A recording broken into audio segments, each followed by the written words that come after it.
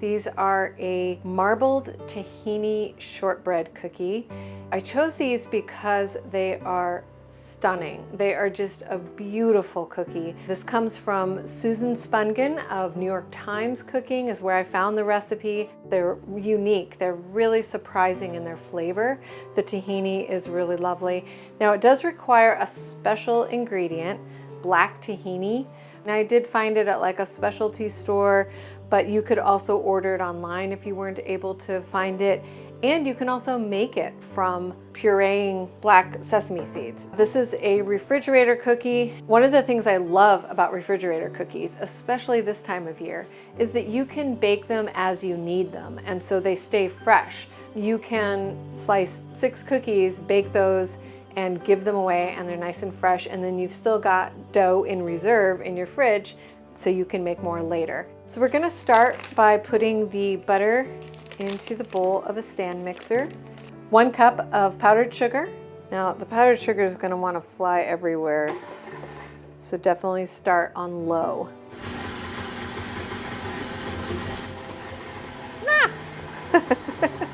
Then as that sugar gets worked in, you can turn it up.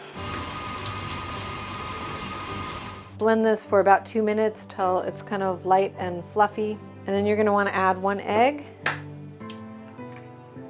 1 teaspoon of vanilla. Then we're gonna want to combine our dry ingredients. 3 cups of flour, 1/2 teaspoon of baking powder, and then 1.5 teaspoons of kosher salt. And just whisk that together. And we're gonna add that to this mixture. And as with most things, you don't want to overbeat. That is what it looks like. So now we just want to gather this dough together. It's really pretty easy to work with at this point. We're going to divide it first. We're going to take 1/3 of it and set it aside. And then we're going to put this back into the bowl of the stand mixer and add our regular tahini. Now, tahini is a sesame seed paste. So it's just like peanut butter. It's just that it's made with sesame instead of peanuts. So we're just gonna blend this into the dough. And you definitely want to do the white sesame first. You do not want to do the black first because it will really get all over everything. And then set that aside, and then we're gonna do the same thing with the black tahini.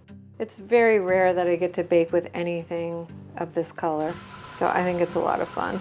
So mixing it with that dough, it definitely dulls that vibrant black that the tahini has, but when you bake it, I feel like that color does come back. So then you're gonna wanna cut both of these in half. Press one of the white tahini into like a 5x5 disc. You're just pressing it, you're not rolling it. And then you're taking some of this and pressing it on top, and then repeat. Again, part cooking, part craft project. And then now you're gonna cut a section. You're like sort of kneading it in order to marbleize it. And you don't want to overdo it to where it's blended, but you do want to get some nice swirls in there. Oh, it smells so good. I love the smell of that tahini. You don't actually have to separate them like this. I just think it's a little easier to work with like this. There's really no wrong way to get these marbles. They're going to look really interesting no matter how you do it. And then just kind of bring them together into one. We're gonna shape it into a loaf pan. Drop it in there and press it down. And that's what's gonna give them their shape. Just in the interest of time, I do have one that I already chilled. Now this was a half recipe that I made, so it is much smaller, but you'll get the general idea. And the first thing that you're gonna wanna do is put a coating of egg white on the outside, And then we're gonna roll it in some of this coarse turbinado sugar. You could also mix in some black sesame seeds with that, or white sesame seeds for a different look. Once you have that, then you can start slicing it, and you just want about 1/4 inch maybe.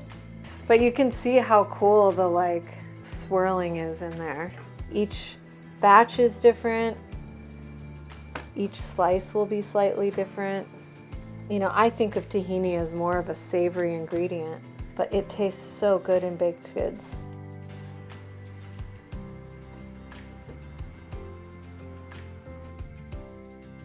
Oh, they're gorgeous. I love that tahini flavor. It is kind of classic shortbread in its consistency. It's really sandy, buttery, and rich.